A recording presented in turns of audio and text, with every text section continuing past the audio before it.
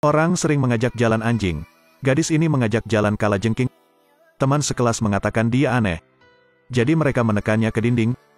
Mereka membiarkannya menyaksikan kematian hewan peliharaan.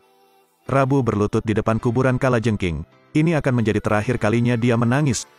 Kelemahan tidak akan melakukan apa-apa. Ketika kakaknya diintimidasi oleh gangster, dia langsung menemui mereka. Hanya aku yang bisa menggertak saudaraku. Rabu mengambil 2 kantong ikan kanibal, lempar ke dalam kolam, kemudian berdiri dan saksikan mereka digigit ikan. Perilaku ini melebihi batas sekolah, sehingga Rabu dikeluarkan. Orang tuanya menganggap sekolah tidak cocok untuknya. Jadi bawa dia ke Akademi Asrama Monster. Apakah itu vampir atau manusia serigala? Bahkan elf dididik di sini. Kepala sekolah adalah teman lama ibunya juga. Jadi hari Rabu pasti akan diurus dengan baik. Tapi dia tidak berniat tinggal lama di sini. Dia bilang dia ingin pergi dari sini secepat mungkin. Aku tidak seperti ibuku. Aku tidak akan pernah jatuh cinta atau menikah dan menjadi ibu rumah tangga. Ayahnya tahu bahwa istrinya berusaha untuk menjadi kuat tetapi sangat mengkhawatirkan putrinya. Jadi dia meninggalkan tangan untuk menjaga putrinya.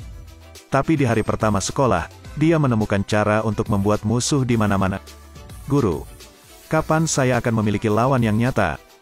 Apakah ada yang ingin menantangku? Saya, Rabu mengenakan helmnya, anggar dengan Bianca. Rabu pasti, 1 langkah sudah memenangkan pertandingan pertama. Tapi Bianca segera menyamakan skor. Bianca melepas topinya dan menantang. Rabu bahkan lebih buruk. Tidak perlu perlindungan, itu hanya akan berdarah. Awalnya dia mampu menekan Bianca. Tapi dia masih ditebas oleh Bianca di dahinya. Menang atau kalah sudah jelas. Perasaan gagal melonjak. Ketika dia bersiap untuk kembali ke asrama, lalu ada kekuatan yang mengguncang patung batu di atas gedung. Buat itu jatuh padanya. Rabu, dia menemukan bahwa teman sekelasnya telah menyelamatkannya. Ternyata keduanya sudah saling kenal sejak kecil. Alasan Xavier menyelamatkannya adalah karena dia juga menyelamatkan hidupnya di masa lalu. Wednesday tidak banyak berpikir. Dia pergi ke kamarnya. Tiba-tiba Spray mengeluarkan suara aneh. Tangan yang ditinggalkan oleh ayahnya. Dia memberikannya 2 pilihan. Salah satunya adalah dia menguncinya di laci dan tidak bisa keluar. Kedua, dengarkan dia. Tangan itu berpikir sejenak dan akhirnya memilih opsi 2. Sekarang misinya adalah melarikan diri dari sekolah ini. Dia membuat rencana.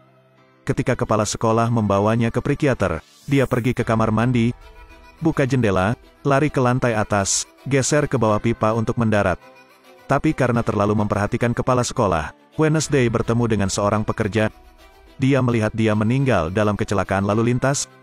Siapa yang membiarkanmu pergi? Monster yang layak mati? Melihatnya mengutuk seperti ini, Rabu memutuskan untuk mengabaikannya. Dia menanyakan lokasi terminal bus terdekat. Tapi pelayannya pusing karena mesin kopinya rusak. Jadi jangan jawab pertanyaannya. Tidak ada cara lain, dia memperbaikinya untuknya. Tyler membawanya ke terminal bus untuk berterima kasih padanya. Tapi butuh lebih dari 1 jam baginya untuk pulang kerja. Dia belum lama duduk. Dia didiskriminasi oleh mereka karena mereka mengenali seragamnya. Mereka bertengkar sepanjang waktu. Rabu mengalahkan mereka. Tyler belum pernah melihat seni bela diri Tiongkok. Jadi dia keluar dan bertanya dari mana asalnya. Paman saya mengajari saya itu. Dia sudah berada di kuil selama 5 tahun. Apakah dia seorang biarawan? Menjadi tahanan. Pada titik ini ayah polisi Tyler datang ke kafe. Sebelum dia sempat memujinya, kepala sekolah masuk dan memanggil Wednesday keluar. Dia ingat dan mengatakan bahwa ayah Rabu adalah seorang pembunuh. Sepertinya mereka sama. Aku akan mengawasimu. Kecelakaan lalu lintas itu terjadi. Dia tidak bisa lepas dari ramalan hari Rabu. Lehernya patah dan meninggal dalam kecelakaan. Tidak lama kemudian, Harvest Festival pun tiba. Wednesday berjanji pada Tyler bahwa dia akan membawanya pergi malam ini. Tyler pergi ke kantor polisi dan mengambil catatan penjara ayah hari Rabu. Dia berharap dia bisa mengenal keluarga Adams.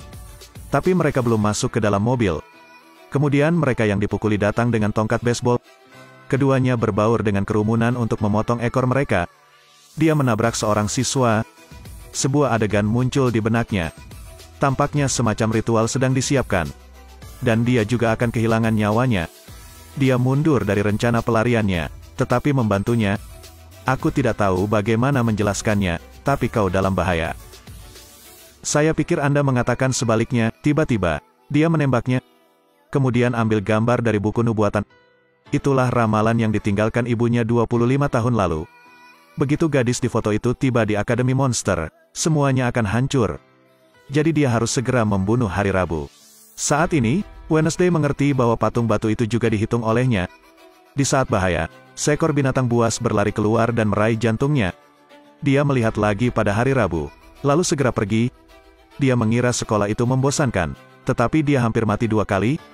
Khawatir ayahnya mungkin seorang pembunuh. Dan ramalan misterius itu dan monster yang menyelamatkannya membuat Rabu ingin tahu semua.